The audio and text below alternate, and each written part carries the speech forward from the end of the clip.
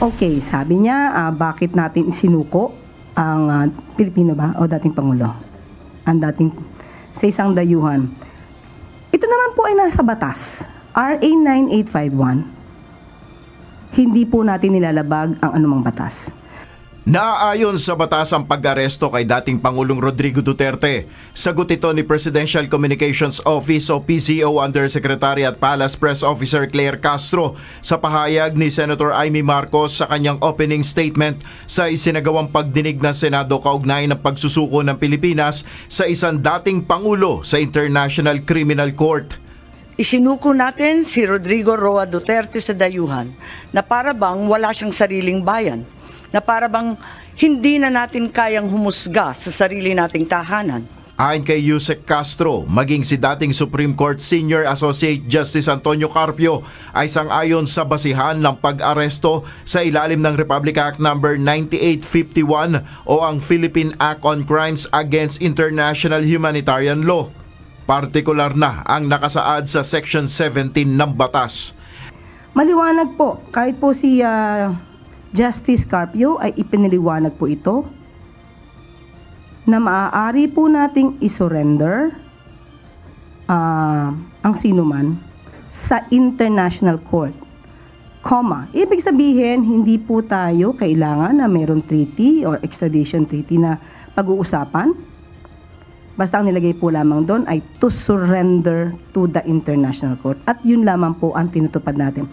Ayon pa sa opisyal, nakausap rin niya si Pangulong Ferdinand Marcos Jr. ukol sa nagaganap na pagdinig ng Senado na pinangungunahan ng presidential sister na si Senator Marcos.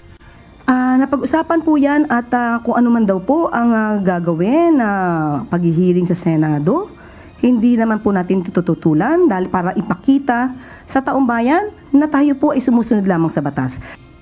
Hindi naman naniniwala ang Malacanang na sampal sa pamahalaan ang investigasyon na ito kahit pa kasama sa senatorial slate ng administrasyon si Senator Marcos. Hindi po ito sampal sa pamahalaan. Baka po it's the other way around. May reaksyon naman ng PCO official sa naging pahayag ni Senator Ronald Bato de la Rosa na planong magtago sakaling lumabas ang warrant of arrest ng ICC. Nakakapagtaka lamang po na siya ay dati pang PNP chief. Yan po ba ang gusto niya ring ipahiwatig sa taong bayan na kapag may warrant of arrest ay dapat magtago?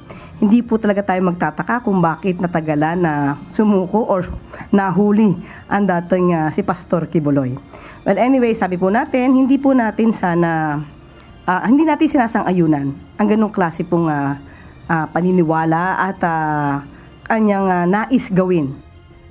Sa isang naunang panayam, sinabi ni Senator De La Rosa na kung wala siyang makitang pag-asa na mabibigyan ng hustisya ay maaaring magtago na lang muna siya. Yun nga lang, hinihintay lang natin yung maging desisyon ng Supreme Court.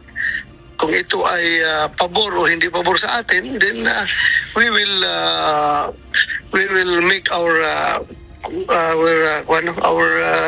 next move kung ano maging desisyon ng Supreme Court. Na hindi kayo susuko? Kasama yan sa kinikonsider natin. Kasama yan sa course of action na pwedeng gawin. Nel Maribuhok, UNTV News and Rescue. Diyos ang aming sandigan, serbisyo publiko ang aming pinaalagahan.